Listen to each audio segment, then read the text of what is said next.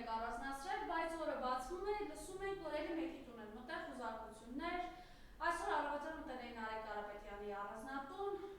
խորոպոշման, դուրս են եկել, ոչինչ չեն գտել։ Առավոտյան նաև իմացանք, որ Ալիկ Ալեքսանյանի կալանքը ևս 2 ամսով երկարաձգվել է։ Խնդրեմ։ Ողջույն սիրելի հայրենակիցներ, սկսենք քաղբանտարկյալներից, որովհետև օրվա թեմայի պիկին է հասել արդեն քաղբանտարկյալների թեման։ Բնականաբար ունենք հարյուրավոր քաղբանտարկյալներ, որոնց լռեցնում են, ազատությունից զրկում են, իրանց ընտանիքներից հեռու են պահում հնարավորինս, ինչքան հնարավորություն ունեն նեղություն են տալի, զուտ նրա համար, որ այս մարդիկ պայքարում են Հայաստանի համար, Հայաստանի Հանրապետության եւ ինքնիշխանության համար։ Էլ չեմ ասում, որ քաղաքական պայքարը որպես ընդդիմադիրներ մարդիկ շարունակում են ու պատրաստվում էին գնային ազգային ժողով եւ որոշեցին Նարեկ Կարապետյանից տունը խուզարկեն։ Իմ կարծիքով կարողա ձեր համար ծիծաղելի հնչի, բայց այնուամենայնիվ կարծում եմ Նարեկ Կարապետյանից տուն գնացել են խուզարկելու նախ տեսնելու ինչ պայմաններում է ապրում, որտեղ է ապրում, ինչ ունեն, միգուցե ոսկե ջրած պատեր ունեն եւ այսպես շարունակ, որտեղ իրենք սիրում են այդ միֆերը տարածել, որ այ գիտեք ինչ կա, ժողովուրդ ջան, ձեզ թալանել են, իրանց պատերը ոսկե ջրել են եւ այսպես շարունակ։ Երկրորդ Նարեկ Կարապետյանը գալու էր ազգային ժողով, բնականաբար ինչ-որ հանձնաժողովի նախագահ կամ փոխնախագահի պաշտոնում կամ ֆրակցիայի ղեկավար, այնպես որ ի սկզբանե իրենք փորձում են հասկացնել, որ եթե դուք շարունակեք մեր դեմ պայքարել, մենք ձեզ կկալանավորենք եւ այսպես շարունակ, ինչպես կալանավորեցին Սամվել Կարապետյանին, ինչպես կալանավորեցին մյուս ընդդիմադիրներին, Գագիկ Ծառուկյանին, Արմեն Աշոտյանին կալանքը փոխվեց տնային կալանքով, բայց մնում է անազատության մեջ եւ այսպես շարունակ։ Հիմա տեսեք, այս խայտառակությունը վերջ չունի, այսինքն նենց չի, որ Նիկոլ Փաշինյանը ունի կարմիր գծեր, որ այդ գիծը հատի, դրանից հետո էլ վերջ, ամեն ինչ ավարտվելու է։ Քաղբանտարկյալները մեր փոխարեն անազատության մեջ պայքարում են, մենք ազատության մեջ պետքա շարունակենք այդ պայքարը, մեր գերիները պայքարը շարունակում են Բաքվում, ու այդ միասնականության արդյունքում մենք պետք է այս պայքարը հաջողենք հենց նրա համար, որովհետև մենք պարտավոր ենք այս պայքարը մինչև վերջ տանելու, հանձնվելու պարագայում մենք այլևս չենք ունենա հայրենիք, ապրելու տեղ, էլ չեմ ասում մնացած այն խնդիրները, որոնք որ Նիկոլ Փաշինյանը օր-օրի ավելացնում է եւ առաջացնում է։ Հիմա անդրադառնալով Նիկոլ Փաշինյանին, չենք կարող չանդրադառնալ Նիկոլ Փաշինյան եւ Պուտին զրույցին, ինչպես ինքը պնդում է նաեւ հանդիպում պետքա լինի։ Հիմա հարց է առաջանում. Նիկոլ Փաշինյանը ինչ էր խոսում Վլադիմիր Պուտինի հետ, ինչ էր խնդրում կամ ինչ համաձայնության եկան եւ ոնց եղավ, որ այդ իրենց խոսակցությունից առաջ եւ հետո էլի տուժում են մեր գյուղատնտեսները, տնտեսվարողները, տուժում են սովորական քաղաքացիները, ովքեր որ ժամանակին օգտվում էին այն հնարավորություններից, որը տալիս էր մեզ ռուսական շուկան։ Հիմա բնականաբար Նիկոլ Փաշինյանը մեզ խաբում է, որ հայկական ծիրանը Եվրոպայում է, հայկական տարբեր տեսակներ, բանջարեղեն, մրգեր եւ այլն, ապրանքատեսակներ հայտնվել են Եվրոպայում, բայց դա լկտի սուտ է։ Ոչ մի բան չի կարգավորվում եւ մեր գյուղատնտեսները, տնտեսվարողները եւ մյուսները հայտնվել են փակ ուղում, հայտնվել են պարտքերի ու վարկերի ու այս իրականության հետ մենակ։ Այս ամեն ինչը չի վերահասկում ոչ միայն Նիկոլ Փաշինյանի կողմից, այլ չկա ոչ մի գերատեսչություն, որ զբաղվում ընդհանրապես Հայաստանի Հանրապետության քաղաքացիների խնդիրներով եւ այսպես շարունակ։ Հիմա տեսեք, Նիկոլ Փաշինյանն ասում է, ես ինքս չեմ օգտվում ձկնատեսակներից ու ստեղ հարց է առաջանում, բնականաբար երկու հարց։ Առաջին, դու ինչով ես արդարացնում, որ Եվրոպան չի վերցնում այդ ձկնատեսակները ու ինչ սկզբունքով ես ԵԱՏՄ-ից հրաժարվում, եթե դու գիտես, որ դա չի համապատասխանում, դա մեկ։ Ու հարց համար երկրորդ, որ դու չես օգտագործում, քո մոտ հարց չի առաջացել, եթե դա օգտագործման ենթակա չի։ Ինչով է պայմանավորված, որ մեր հայրենակիցները դա օգտագործեն նորմալ է, ու դու օգտագործես նորմալ չի, այսինքն քո արյունը կարմիր չի, կապույտ է, ոնց է, էլի, ինչ դրսևորումներով հասկանանք, այդ ոնց է, որ սովորական ժողովուրդը պետք է օգտվի, եթե ինչ-որ բան վնասակար է ու դու չօգտվես, ով դու մեզնից լավն ես, արդյոք։ Բնականաբար ոչ։ Դու անգամ մեր այդ փոխկապակցված ոչ մի հարցում չկաս, որովհետև դու հայ չես, դու, չգիտեմ, նորմալ մարդ չես, մինիմումը, ով իրեն թույլ է տալի նման դրսևորումներով մեր հայրենակիցներին խոշտանգումը, մեր երկիրը խայտառակում է եւ այսպես շարունակ, անգամ չխնայելով սեփական թիմակիցներին, որին դե բնականաբար կանրադառնան ԿՊ վարչության նիստ եւ այլն։ Հիմա տեսեք, Նիկոլ Փաշինյանի արտաքին քաղաքականության մասին, եթե մենք վերցնենք կարճ ասենք, մեկ բառով կարող ենք ասել խայտառակություն, որովհետեւ բացի խայտառակությունից ուրիշ բնութագիր չունի Նիկոլ Փաշինյանի վարած քաղաքականությունը, արտաքին քաղաքականությունը։ Վերցնենք ներքին քաղաքականությունը, էլի խայտառակություն է, բայց այն տեսանկյունից, որ բոլոր ընդդիմադիրները ըստ իրեն պետքա նստեն բանտերում, լինեն ազատության մեջ, տուգանվեն, չգիտեմ, ու բոլոր հնարավոր տարբերակներով լրիվսվեն, եթե պետք է անգամ սպանեն։ Բայց այնուամենայնիվ Նիկոլ Փաշինյանը սուրբ է ու այս մարդու հետևից դեռ կան մարդիկ, որ քայլում են ու փորձում են հավատան իրենց որպես հովիվ ու եթե մենք ուղակի վերցնենք սովորական հաշվարկ կլինի այսպիսին, տեսեք, օրինակ ոչխարները գիտեն, որ իրենց հովիվը եւ հովիվի շունը պաշտպանում է, չէ, գայլերից, բայց այնուամենայնիվ հովիվն ու հովիվի շունը ավելի շատ են ուտում ոչխարի միս։ Հիմա այս սկզբունքով այս մարդիկ ոնց է, չէ, Ալիևի հետ համագործակցում են, որպեսզի մեր կյանքերը խլեն, մեր կյանքերը ուտեն ու մեզ ընդհանրապես ոչնչացնեն։ Մենք չունենանք պետություն, չունենանք հայրենիք ու մեր ինքնիշխանությունը վաճառում են, գումարով ուղիղ համագործակցում են, որ վաճառեն ու մեզ խաբում են, ասում են մեր տնտեսությունը կզարգանա, մեր երկիրը ինքնիշխանություն նորից ձեռք կբերի։ Մենք այդ ինքնիշխանությունը ունեինք, մենք մեր պետությունը ունեինք մինչև 18 թվականը, մենք շատ լավ էլ ապրում էինք, ամեն ինչ նորմալ էր, իր թերություններով եւ խնդիրներով հանդերձ մեր երկիրը եւ պետությունը առաջ էր շարժվում։ 18 թվականից մենք սկսեցինք կորցրեցինք Արցախը, մեր 5000 տղերքին, մեր տարբեր պայմաններում մահացած մեր հայրենակիցներին, մենք կորցրեցինք Սոնա Մնացականյանին, մենք կորցրեցինք մյուս քաղբանտարկյալը, ով դատարանի դահլիճում սպանվեց, մենք շատերին կորցրեցինք, Արմեն Գրիգորյանի մասն էր խոսքը, մենք կորցրեցինք շատերին, մեր երկիրը կորցրեց իրապես ինքնիշխանությունը, Կորոնայի ժամանակ չեմ կարող չհիշել նաև մատնանշել 10,000 մեր հայրենակիցները, ովքեր կյանքից զրկվեցին, որտեղ Արսեն Թորոսյանին հարմար չէր աշխատի կամ ընդհանրապես վերահսկի իրավիճակը։ Եվ այսպես շարունակ, այնպես որ Նիկոլ Փաշինյանի իշխանության օրոք մենք միայն կորցնում ենք ու ոչ մի բան չենք շահում։ Ինքը Պուտինի հետ խոսի, Ալիևի հետ խոսի, Դոնալդ Տրամպի հետ խոսի, այս մարդուն ոչ մեկ չի ընդունում, ուղղակի օգտագործում է։ Ինքը մեր երկրի ղեկավարն է միայն նրա համար, որ հարմար է ու այս մարդը բացի պետական շահից ու մեր ժողովրդի շահերից ամեն ինչ պաշտպանում է։ Հարևան թշնամի պետությունների շահերը, չգիտեմ, տարբեր երկրների ու իրենց հետաքրքրությունները բավարարում է, բայց մեր հայրենակիցները իր համար գոյություն չունեն, այդ մարդիկ իրավունք չունեն ու եթե փորձում են բարձրաձայնել, պետք է կալանավորվեն, բանտարկվեն եւ այլն։ Հիմա այս Նիկոլի թիմում կա եւս մեկը, ով սիրում է վնասակար ինչպես Նիկոլ Փաշինյանը եւ բնականաբար օգտագործում է այն ինչը որ վնասակարը ռոպագանդում է։ Հիմա տեսեք, Տիգրան Ավինյանը ցավով պետքա հիշեցնեմ եւ նշեմ, որ մեր Երևան քաղաքի քաղաքապետն է։ Ես հասկանում եմ, որ ձեր համար զարմանալի է, շատերի համար ծիծաղելի է, շատերի համար անընդունելի է, ոնց որ եւ իմ։ Բայց Տիգրան Ավինյանը մեր Երևան քաղաքի, պատկերացնում եք պատմական Երևան, 2800 տարեկան ու Տիգրան Ավինյան, խայտառակություն է, բայց այնուամենայնիվ ունենք այն ինչ ունենք։ Հիմա տեսեք, Տիգրան Ավինյանը իր այդ ներկայանալի տեսքով, այսպես կոչված, ասում է, որ Մուրձի Վելնեսը կանվանափոխվի, այնտեղ կարող են էլի գալ մարզվել եւ այլն եւ այլն։ Հիմա մարդը այդքան աշխատել է, բերել է ներդրումները արել, ստեղծել է մի ամբողջ մուլտի վելնես, որ Տիգրան Ավինյանը գա,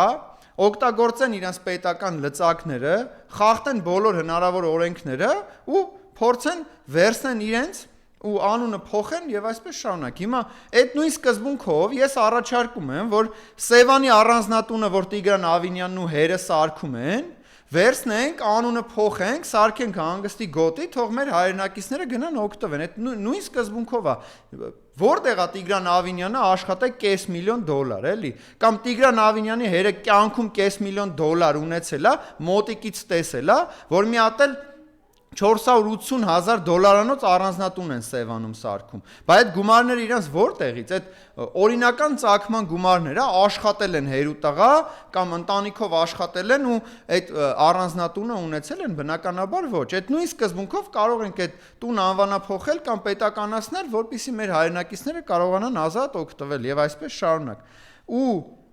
այս ամեն ինչը, որ իրականանում է, անպատիժ չի մնալու։ Չպատժվեն այսօր այդ կատարողները, հրաման տվողները, պատժվելու են վաղը, ինչ որ մի պահի, ինչ որ մի օր, ձեզ մնալու է մի օր։ Ու այդ որ կգա մի օր, կմնա մի օրը, դրանից հետո դուք պատկերացնում եք քանի օրեր է գալու ու ձեր մոտ սև ալնելու այդ օրերը, որովհետև դուք պետքա պատժվեք օրենքի ամբողջ խստությամբ, դուք պետքա պատասխանատվության ենթարկվեք օրենքի ամբողջ խստությամբ, ու դուք այդ ամեն ինչի այդ հայ ժողովրդի ցասման ու արդարադատության դեմը չեք կարողանալու առնեք, որովհետև դուք այդ աթոռները էլ չեք ունենալու, այդ աթոռներին նստած չեք լինելու։ Ու երբ որ իշխանափոխություն լինի, դուք պատկերացրեք ձեր պատիժների սահմանաչափը, տասնյակ տարիներով կալանավորվելու եք ու հետո բողոքելու եք, որ դուք ոչինչում մեղավոր չեք, ամբողջությամբ մեկըդ մեկի վրա գցելով, որտեղ ձեր թիմում դա ընդունված տեսակ է, քաղաքացիական պայմանագիր կուսակցությունը այդ իր հավաքույթը որ ունի, այդ հավաքույթը նրա մասին է, որ հենց սկսի նավը խորտակվել, առնետավազքից բացի որ սկսվելու է, մեկը մյուսին մեղադրելու է, վերջում դառնալու է, որ քաղաքացիական պայմանագիր կուսակցության անդամները մեղադրեն Նիկոլ Փաշինյանին, անգամ ասեն, որ Նիկոլը դավաճան է։ Հիմա ԿՊ վարչության նիստը, որ նայում ենք, այնտեղ արդեն կան վտարվածներ։ Վտարվածներից մեկը բնականաբար Ալեն Սիմոնյանն է, վտարվածներից մեկը բնականաբար Սասուն Միքայելյանն է եւ մյուսներն են։ Հիմա տեսեք, այնտեղ կան շատերը, ովքեր մանդատ չեն վերցնելու, որտեղ այդ հնարավորությունը չունեն։ Հիմա հարց առաջանում, բա Ալեն Սիմոնյանը իրան 5 տարի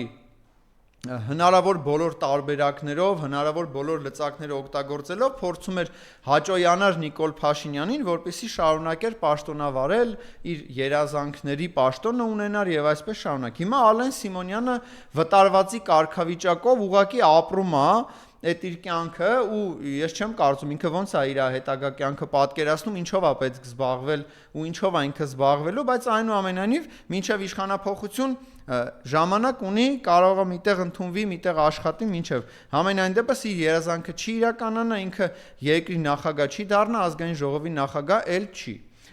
Մյուսը Սասուն Միքայելյանը, որը որ իր համար համարում էր հեղափոխությունը ամենակարևորներից ոչ թե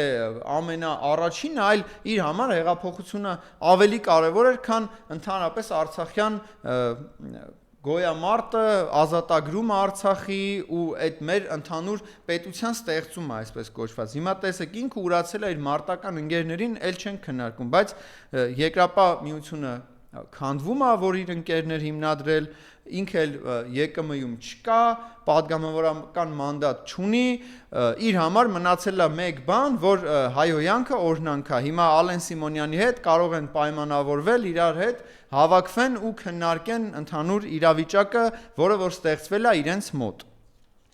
Չեմ կարող նաև չանդրադառնալ չգիտեմ, առաջի տիկին ասենք, Աննա Հակոբյան ասենք, Նիկոլի Աննա ասենք, Էռատո Ջոկատի հրամանատար ասենք, ինքը տարբեր անուններով ու մականուններով է ներկայանում, փայ մտնելու իր խասյաթով հանդերձ։ Հիմա տեսեք, այս կինը,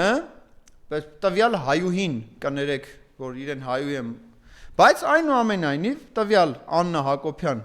կոչվածը ասում է, որ կանայք ունեն իրավունքներ, ոտնձգություններ կանանց նկատմամբ, կանայք իրավունքներ։ Հիմա ուղիղ հարցս Աննա Հակոբյանին։ Այն կանայք, ովքեր հերոսներ էին ծնել, եռաբլուրում ինչու էիք ծեծում։ Սոնա Մնացականյանը կին չէր ու չուներ իրավունքներ կամ իր նորածին երեխան, որ պետքա ծնվեր, չհասցրեց։ Ու այս ամեն ինչը, որ կազմակերպում եք նաև ընդդիմադիր կանանց նկատմամբ, Գոհար Գումաշյանը կին չի, նորածին երեխա ուներ, կալանավորել եք, ուզում եք տանեիք, բանտարկեիք։ Այս խայտառակությունը մարդու իրավունքների պաշտպանն է նայում, Աննա Հակոբյանն է նայում, թե այդ արդարադատության նախարարը կամ ՆԳՆ նախարարուհին։ Խի իրանք կին են, իրենց կարելի է, մյուս կանայք, որ ընդդիմադիր են կամ ընդհանրապես ուղակի հայուհիներ են, իրենց ոչ մի բան չի կարելի խոսել, շնչել եւ այլն։ Հիմա դուք ո՞նց եք դա գնահատում։ Օրինակ Եռաբլուրում, որ բերետները մեր հերոսների մայրերին ծեծում էին։ Եռաբլուրում իրանց երեխաների գերեզմանների մոտ հայ կանանց ծեծում էին։ Դրա պատասխանատուն ով է, հրամանատարը ով է ու հետագայում ով պետքա պատժվի։ Տիկին Աննա Հակոբյան, ով պետքա զբաղվի այդ մեր հերոսացին մայրերի իրավունքներով։ Ով պետքա պատժվի, ով ում պետքա պատժի, ով է այդ համակարգում, էլի։ Խնդրում եմ դրանով զբաղվեք։ Ամենայն անկեղծությամբ ուզում եմ, որ դուք զբաղվեք Եռաբլուրում հերոսացին մայրերին ծեծողների գործով, զբաղվեք, գտեք Սոնա Մնացականյանին, ով վրայերթի ենթարկեց, սպանեց, ձեր ամուսնու ավտոշարասյունն եղել, կարծում եմ հեշտ կգտնեք։ Ու ընդհանրապես, եթե հետաքրքրվեք, կիմանաք, որ դուք ոտնահարում եք ոչ թե միայն հայուհիների իրավունքները, այլ ամբողջ հայ ազգի, ամբողջ մի հայ ազգի պատմություն վերցրել եք, ուզում եք ջնջեք, մի ամբողջ հայ ազգի իրավունքներ վերցրել եք ու ձեզ հարմարացնում եք, մի ամբողջ հայ ազգի մեր ամբողջության պատմությունով, մեր զոհերով ու հաղթանակներով վերցրել եք, ուրացել եք ու ոտնահարում եք, ու յուրաքանչյուրդ պատասխան եք տալու, յուրաքանչյուրդ ամենա չնչին օրենք խախտելուց մինչև մեր հերոսների մայրերին ծեծելուց այդ ձեր կարմիր բերետներով ու մյուսներով չեք մարսելու, հնարավոր չի, նման արարքները պատժվում են եւ ժողովուրդների կողմից եւ Աստծո բնականաբար ու դուք երկու պատիժներից էլ չեք խուսափելու, հնարավոր չի, ձեզ մահն էլ չի փրկելու, որովհետեւ պատմության մեջ դուք մնալու եք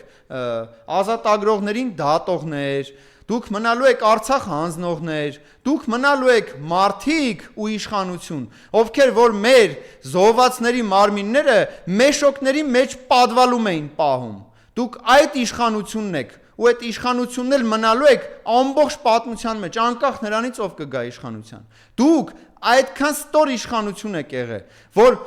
զոհված մեր հերոսների մարմինները կտոր մեշոկների մեջ եք պահել օրերով ու չեք տվել ծնողներին, որտեղ չգիտեիք, որ մեկը ումն է։ Դուք այդ իշխանություն եք, դուք այդ մարդիկ եք։ Ու մայրերին ծեծում եք Եռաբլուրում ձեր բերետներով, որ այդ մարդիկ եկել էին իրանց երեխաների գերեզմաներ։ Էս եք դուք, էսա ձեր տեսակը, ձերը հայի տեսակ չի։ Հայի տեսակը այն մարդիկ են, ովքեր հերոսներ են ծնել, ովքեր հերոսներ են դաստիարակել, ովքեր սիրում են իրենց հայրենիքը, պայքարում են իրենց հայրենիքի համար ու ամենակարևորը պահում են քրիստոնեական արժեքները, որտեղ գրած է մի սպանիրից, մի ստիրից մինչև մյուս կետերը։ Դուք ամեն առավոտ բոլոր կետերը խախտում եք։ Այդ խայտառակության իշխանության մասին է ձեր քաղաքացիական պայմանագիր կուսակցությունը եւ ձեր իշխանությունը 18 թվականից ի վեր։ Դուք բոլոր օրենքները խախտել եք, բարոյական, իրավական, քաղաքացիական, չգիտեմ, բոլոր հնարավոր ու անհնար օրենքները խախտել եք։ Ու այդ ամեն ինչի համար պատասխան եք տալու, այնպես որ միայն կանանց իրավունքներով մի զբաղվեք։ Դուք հետագայում ձեր իրավունքներով պետք է սկսեք զբաղվել, որովհետև ձեզ արդեն փաստաբան է պետք։ Ու ավարտելով խոսքս ուզում էի անդրադառնալ այն մարդկանց, ովքեր որ դեռ մոլորված են ու հավատում են, որ Նիկոլ Փաշինյանի հետ կարող են ճանապարհ գնալ, ովքեր որ Նիկոլ Փաշինյանի հետևից շարունակում են գնալ, անգամ մեր սովորական մոլորված են քաղաքացիները, ովքեր որ քվեարկեցին ու հավատացին Նիկոլ Փաշինյանին եւ իր խաղաղությունը։ Չկա այդ խաղաղությունը։ Մենք չենք տեսնում այդ խաղաղությունը։ Այդ խաղաղության պայմաններում մեր բանակում խայտառակ իրավիճակ է։ Իրար սպանում են, իրար դանակահարում են, ինքնասպան են լինում մեր զինվորները ու ոչ մեկ պատասխանատվություն չի կրում, ոչ մեկ պաշտպանության նախարարից սկսած մինչև յուրաքանչյուր սպա, ով անմիջական ղեկավարն է տվյալ զինվորի։ Զինվորը հայտնվել է հոսպիտալում, ինչ հեքիաթ ասես պատմում են, բայց իրականությունը չեն ասում։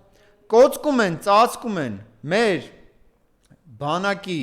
զինվորների սպանությունները ու այդ անկարգությունները, որ կատարվում է, այս մարդիկ կոծկում են, պահում են։ Ու այս մարդիկ ուզում են այս սկզբունքով խաղաղություն բերեն։ Եթե դուք չեք կարող խաղաղություն բերեք ձեր ընտանիքներում, չեք կարող խաղաղություն բերեք յուրաքանչյուրը ձեր գյուղերում եւ քաղաքներում, խաղաղություն չեք կարող բերեք մեր Հայաստանի Հանրապետությանը, դուք խաղաղություն որտեղից եք բերելու, էլի, որտեղ այդ խաղաղությունը որտեղ է դրված, որ դուք բերել եք, որտեվ չի աշխատում։ Ձեր բերած խաղաղությունը չի աշխատում այնց, ոնց որ ձեր բերած սուերը։ Ձեր բերած խաղաղությունը չի աշխատում այնց, ոնց որ Իսկանդերը 20%-ով։ Դուք այդպես 20%-ով եք բերել խաղաղություն։ Ձեր խաղաղությունը չի աշխատում այնց, ոնց որ ձեր գերատեսչություններն ու նախարարությունները։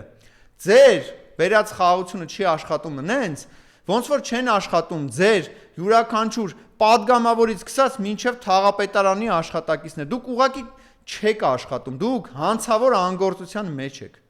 Դուք հանցավոր անգործությամբ եք զբաղված, որը պատժելի է օրենքով սահմանված կարգով։ Ու այդ ձեր անգործության արդյունքում մարդիկ են մահանում, մարդիկ են զոհվում։ Մենք ունենում ենք կորուստներ ու անդառնալի կորուստներ, որոնց պատասխանատուն էլի դու եք։ Յուրաքանչյուր իշխանության օրոք յուրաքանչյուրը պատասխանատու է յուրաքանչյուր իրավիճակի համար։ Իսկ ձեր իշխանության օրոք մենք ունեցել ենք տարածքային հանձնումներ, մարդկային զոհեր, խայտառակված մեր երկիրը ամբողջ աշխարհով մեկ իրավիճակ, բանակցություններ։ Էլ չեմ ասում ներքին են իրավիճակը, որ դուք ստեղծել եք, սևեր սպիտակներ, արցախցիներ, վարդենիսցիներ եւ այսպես շարունակ, կամ չգիտեմ, նիկոլականներ, այս ինչականներ, այն ինչականներ։ Ամոթ է, մի ամբողջ ազգի, որ մենք միասնական ուսուսի տված մեր հաղթանակները գնահատելով, մեր հերոսներին գնահատելով, ունեցել ենք, ստեղծել ենք 3 անգամ հանրապետություն, այդ ամեն ինչը ուրացակ ստեղծեցիք 4-րդ այն անիմաստ հանրապետությունը, որտեղ չկա ոչ ինքնիշխանություն, ոչ խաղաղություն։ Դուք ստորներով հավաքվեցիք, ստորաբար իշխանությունը խլեցիք ու ստորաբար ուզում եք այդ իշխանությունը պահեք, բայց յուրաքանչյուր իշխանություն հավերժ չէ, այդ իշխանությունը լավը լինի թե վատը լինի, յուրաքանչյուր իշխանություն ժամանակավոր է։